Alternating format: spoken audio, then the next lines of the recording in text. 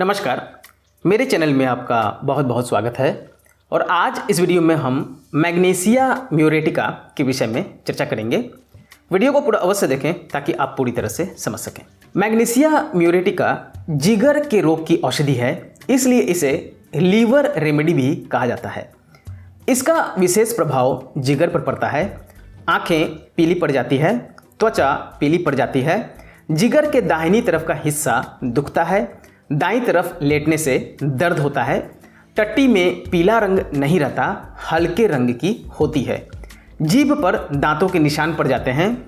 दांतों के निशान मर्क्यूरियस में भी पड़ते हैं, परंतु दोनों के मल में भेद है। मैग्नीशिया म्यूर का मल भेड़ की मेंगनियों के समान होता है। मर्क में ऐसा मल नहीं होता। मर्क जिगर के हाल ही के रोगों में इस्तेमाल होता है। मैग्नीशिया म्यूर जिगर के पुरानी मर्ज में काम देता है। प्रायः चिकित्सक हर प्रकार के रोग में फास्फोरस और सल्फर की तरफ भागते हैं, परंतु स्नायु प्रधान रोगियों के लिए जो जिगर के रोग से पीड़ित हों, मैग्नीशिया म्यूरेटिका बहुत लाभ देती है। मैग्नीशिया म्यूरेटिका का आगे का लक्षण है कि भेड़ की मेंगनियों सा कब्ज वाला पखाना होता है। यह औषधि कब्ज की बढ़िया दवा है। मैग्नीशिया कार्ब दस्तों के लिए और मैग्नीशिया म्यूर कब्ज के लिए प्रसिद्ध है। इसका कब्ज विशेष प्रकार का होता है। पखाना सख्त होता है, भेड़ की मेंगनियों के समान। गुदा के बाहर आते ही किनारे से टूट टूट कर गिर पड़ता है। इतना सख्त होता है कि पेट की मांसपेशियों पर दबाव डालकर ही पखाना निकलता है। यह स्मरण रखना चाहिए कि जितने म्यूरेट्स हैं, सब में पखाना खुश्क और टूट टूट कर गिरने का लक्षण मौजूद है। नाइट्रम म्यूर और अमोनियम म्यूर में भी ऐसा ही कब्ज है। तो जितने म्यूरेट्स हैं, चाहे वो नाइट्रम म्यूर हो या फिर अमोनियम म्यूर, सब में ऐसा ही खुश्क पखाना टूट टूट कर गिरने वाला लक्षण मौजूद रहता है।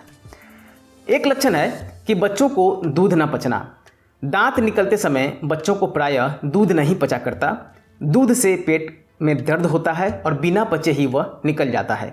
बच्चे में मीठे के प्रति बहुत चाह होती है। मैग्नीशिया कार्ब और इथूजा में भी दांत निकलते समय दूध न पचने के लक्षण मौजूद हैं, परंतु मैग्नीशिया कार्ब में दस्त आते हैं, मैग्नीशिया म्यूर में कब्ज होती है और इथूजा में दूध दही की तरह फटा हुआ निकलता है। कैलकेरिया कार्ब में भी बच्चा दूध पीकर उल्टी कर देता है, परंतु इथूजा का विचित्र लक्षण यह है कि बच्चा उल्टी करने के बाद फिर तुरंत दूध पीने लगता है। कैलकेरिया में ऐसा नहीं होता। इथूजा का बच्चा या तो दूध पीते ही उसे उगल देता है या कुछ देर रखकर दही की तरह दूध उलट देता है और उल्टी करते ही थकान के कारण सो जाता है। तो दूध बच्चों को ना पचने के लक्षण मैंने कई मेडिसिन बताए हैं। लक्षण मिलने पर आप उन मेडिसिन का इस्तेमाल बिल्कुल कर सकते हैं। जैसा कि मैंने कहा, दूध पचेगा भी नहीं और मैग्नीशिया म्यूर का लक्षण है कि उसमें कब्ज भी बनी रहती है। दूध नहीं पचेगा तो मैग्नीशिया कार्ब का लक्षण है कि उसमें दस्त बनी रहती है। तो यही डिफरेंस मैग्नीशिया कार्ब और मैग्नीशिया म्यूर में है। मैग्नीशिया म्यूर का एक लक्षण है कि हर छठे हफ्ते सिरदर्द होना। हर छठे हफ्ते माथे और आँखों के इर्द गिर्द सिरदर्द होना इसका एक विशेष लक्षण है। इस सिरदर्द में कपड़ा लपेटने से गर्मी से आराम मिलता है। ठंडक से सिरदर्द बढ़ता है, हरकत से भी सिरदर्द बढ़ता है।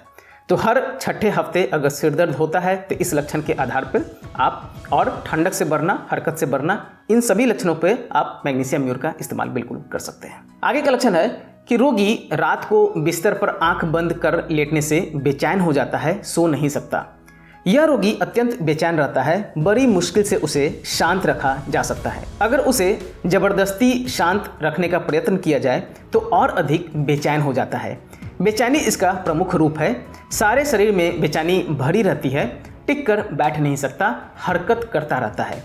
किसी समय भी यह बेचैनी प्रकट हो सकती है, परंतु रात को बिस्तर पर लेटते समय जब वो आंखें बंद करता है तब तो इतना बेचैन हो जाता है कि कपड़ा उतार फेंकता है, गहरा सांस लेता है और इस बेचैनी से वह सो नहीं सकता। आंखें मूंदते ही बेचैनी आग घेरती है। आंख मूंदते ही किसी लक्षण का प्रकट होना, यह बात होम्योपैथी में ही समझ में आती है और होम्योपैथी में ही ऐसे लक्षण का इलाज है। कोनायम में आंख बंद करते ही पसीना आने लगता है। डॉक्टर कैंट लिखते हैं कि गोनोरिया के एक रोगी ने उनसे कहा कि सोने के लिए आंखें मीचते ही उसे पसीना आने लगता है।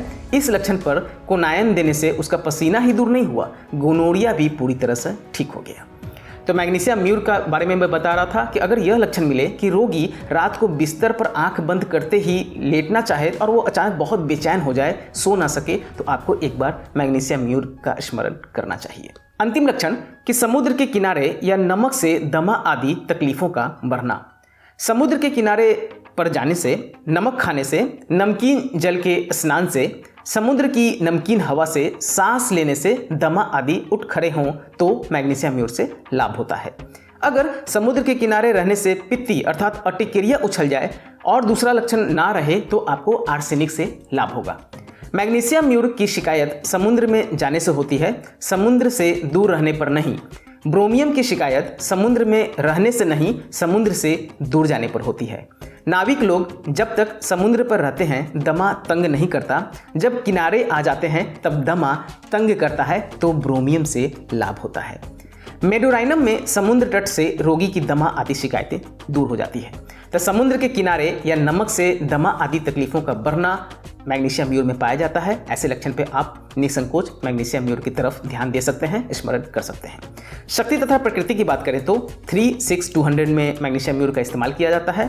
औषधि सर्द प्रकृति के लिए है, अर्थात सर्दी से रोग में वृद्धि होती है। रोग किसी प्रकार का भी हो सकता है, सिर दर्द, पेट दर्द, किसी प्रकार का रोग भी सर्दी से मैग्नीशिया म्यूर में बढ़ेगा। आशा करता हूँ आपको मेरी यह वीडियो पसंद आई होगी। अगर वीडियो पसंद आई हो तो मेरे इस चैनल को सब्सक्राइब करें और वीडियो को शेयर करना ना भूलें ताकि दूसरे लोग भी इससे लाभ प्राप्त कर सकें।